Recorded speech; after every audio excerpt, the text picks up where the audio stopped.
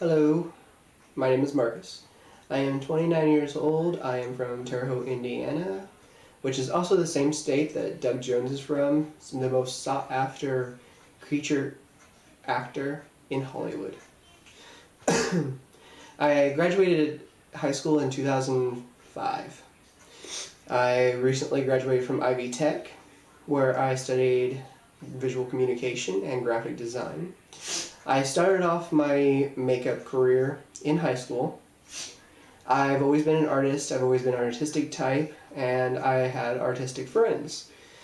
Well, my artistic friends would always critique me negatively, and so I turned to special effects makeup my senior year.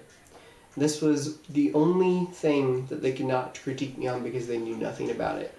So, needless to say, it made me feel different. It made me feel like I was innovative. It made me feel like that I could take the next step in my career. So, I am primarily self-taught.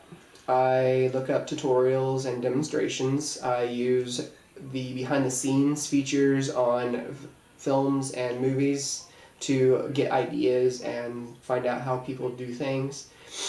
However, I did take an independent study class, and the study that I chose was special effects makeup.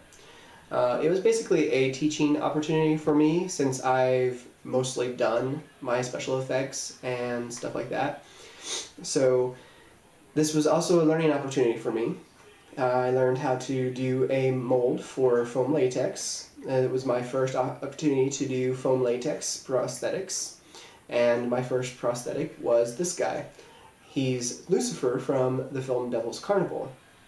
I took clay and I was just messing around with it. I wasn't intentionally going to use him as part of my class, but I decided to go ahead and use him since he was so good. It was an opportunity for me to find out how good I am at my clay sculpting, and I think that's one of my strong points. The horn is made out of polyfoam from a can as the underskeleton, and it is paper clay for the outside part. He's a little thick, but that's okay. That's to be expected. It was my first try. My second opportunity was the werewolf over here. The hair on him was real dog hair. I got him from a local dog groomer. Now, the funny story about these two. The first one I did, I rented out the auditorium of my school so I can do my photo shoot. And I left to go and show another instructor my creation with it on. And I had a trench coat instead of a robe. Well, I ran into another instructor who could not recognize me, of course, and she freaked out because I had the trench coat on. Not because I had the makeup, it was because of the trench coat.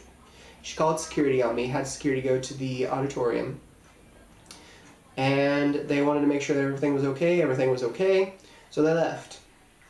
Well, the next time I did this, it was a werewolf. I made sure that everybody knew that needed to know. And I thought that everything was going to go okay. I didn't want another scare happen. Well, I had intended to do a test film for my werewolf because I had fabricated the whole entire suit. Well, halfway through the shoot, I had a security guard come down.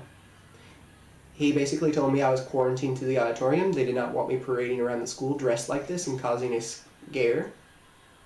And even though I told him that I had planned on doing a test film, he told me tough. They don't want me going anywhere. He even wanted me to undress and get dressed into my normal clothes in the auditorium, which I was completely naked underneath the suit. He had to end up even escorting me down to the bathroom.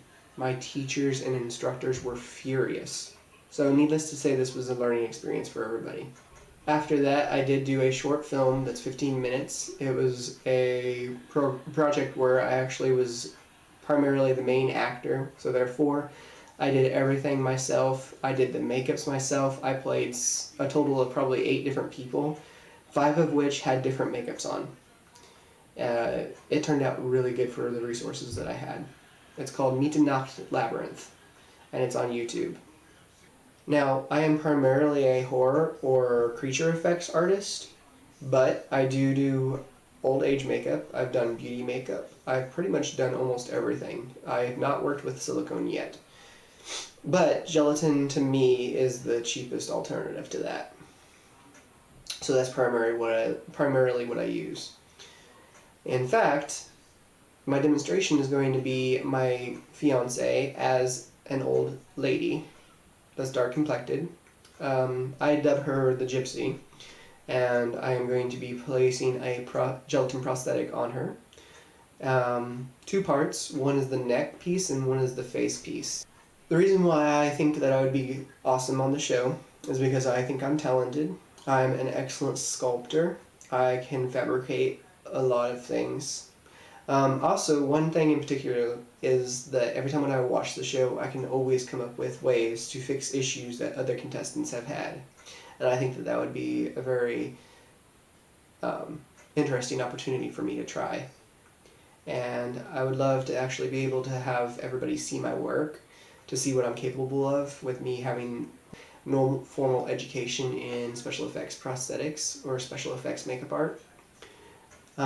So yeah, I hope you pick me. Hope to see you guys soon. And without further ado, here's my demonstration.